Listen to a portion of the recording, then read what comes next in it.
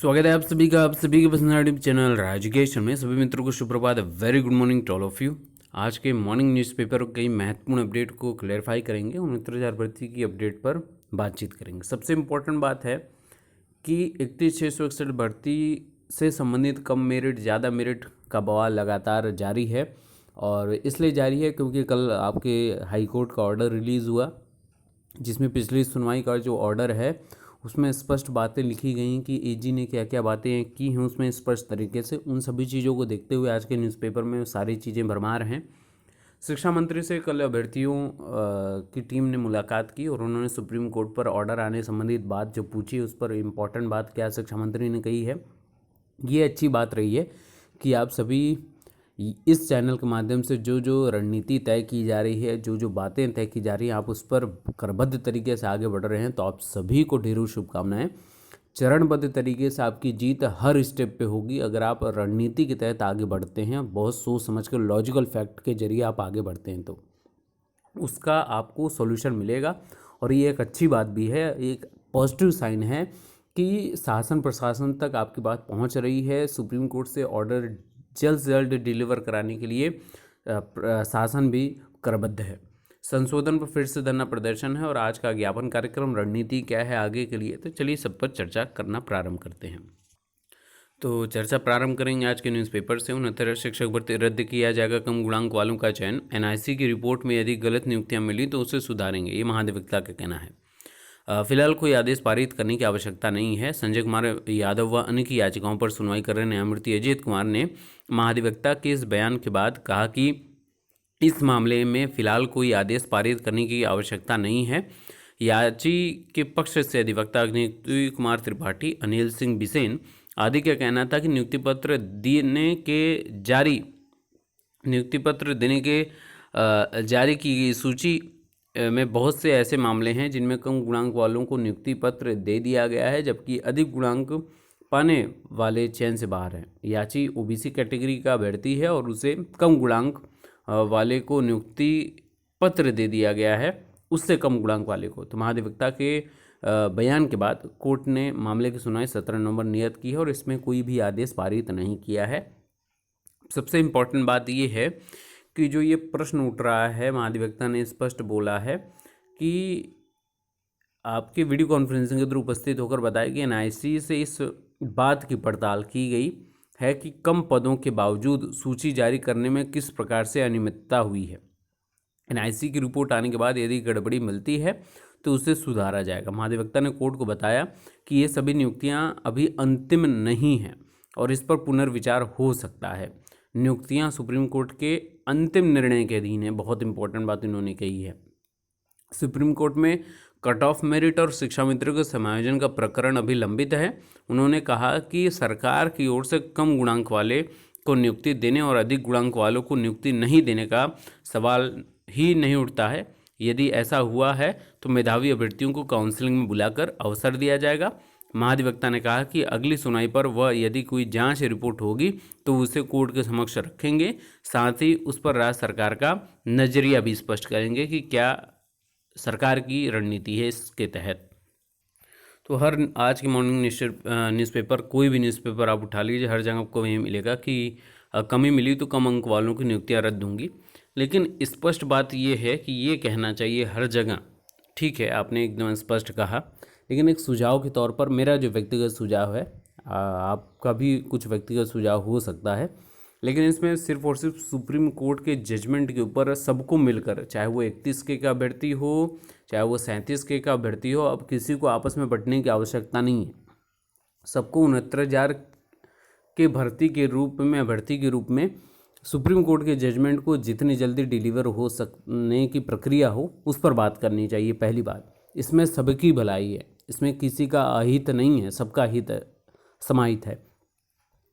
तो जो आप ज्ञापन कार्यक्रम कर रहे हैं ना, उसको अब बढ़ा दीजिए, क्योंकि आज हो गई 21 तारीख, अब धीरे धीरे डेट नज़दीक आ रही है और 24 जैसे ही कंप्लीट होता है आप आगे की रणनीति के लिए तत्पर हो जाएंगे।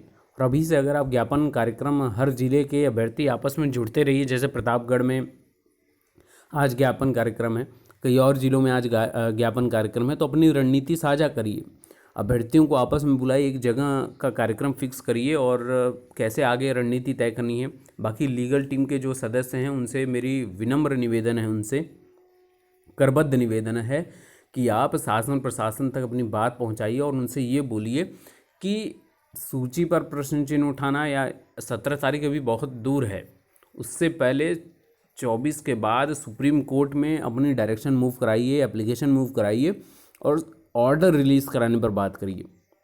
इसी संबंध में अभ्यर्थियों का एक कह सकते हैं कि टीम शिक्षा मंत्री जी से मिली उनके क्षेत्र में और उन्होंने उनसे प्रश्न पूछे और प्रश्न के उत्तर रूप में जो जो जवाब आए उसको आप आइए हम लोग बातचीत कर लेते हैं उस पर। तो कुछ प्रमुख प्रश्न रहे, 67-68 की लिस्ट बदलेगी कभी, क्या होगा क्या नहीं होगा, क्योंकि सबको डर है इस चीज़ से, क्योंकि जब यहाँ पर 37,000 पदों को होल्ड रिजर्व शिक्षा मित्रों के लिए बताया जा रहा है, तो इससे सबके अंतर्मन में डर बसा हुआ है। तो ये सबसे पहला प्रश्न रहा आप लोगों के द्वारा, जो टीम वहाँ पहुँची थी भर्तियों की शिक्षा मंत्री से, कि 67-68 की लिस्ट क्या बदलेगी कभी। तो उनका जवाब था कि 67-68 की लिस्ट कभी नहीं बदलने वाली, इसलिए इस लिस्ट से 31,277 को लिया गया है और एक भी बच्चा न 67-68 लिस्ट से बाहर होगा न अंदर।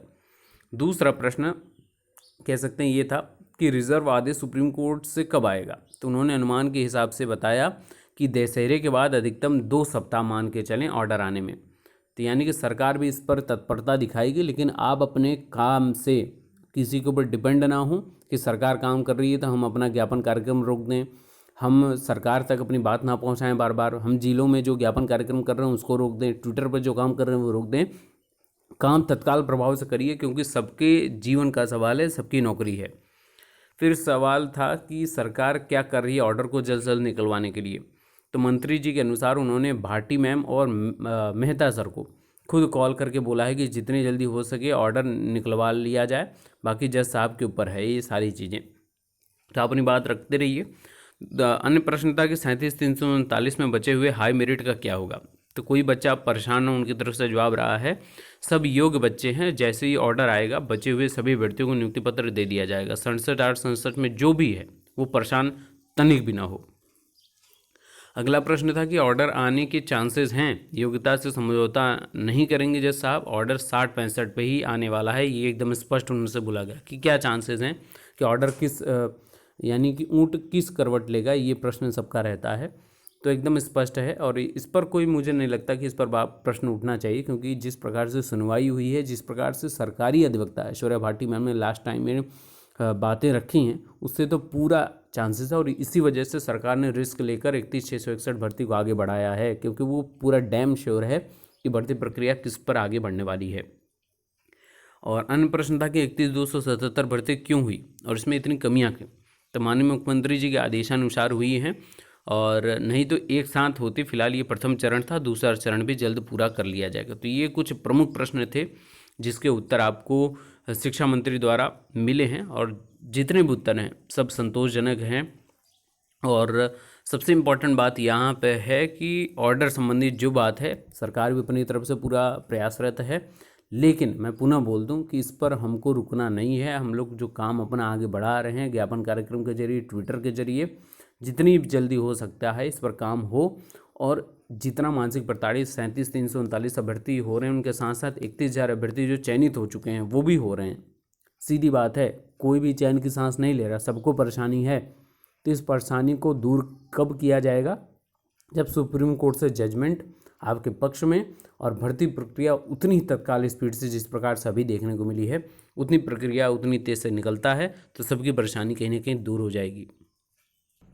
बाकी कल रात 8 बजे महापंचायत हुई, जिसमें आपके अमिताभ जी ने बहुत अच्छे से पूरा प्रश्न उठाया कि 31,661 भर्ती में भारी मिस्टेक कैसे हो गया है, अधिकारियों की जवाबदेही कैसे तय होगी, ये सबसे इम्पोर्टेंट है। अब शासन को इस पर बहुत अच्छे से काम करना चाहिए कि जो अधिकारीगण हैं उनके द्वारा इतने ढेर सारे मिस्टेक हो रहे हैं तो उस पर जवाबदेही तय होगी अथवा नहीं होगी।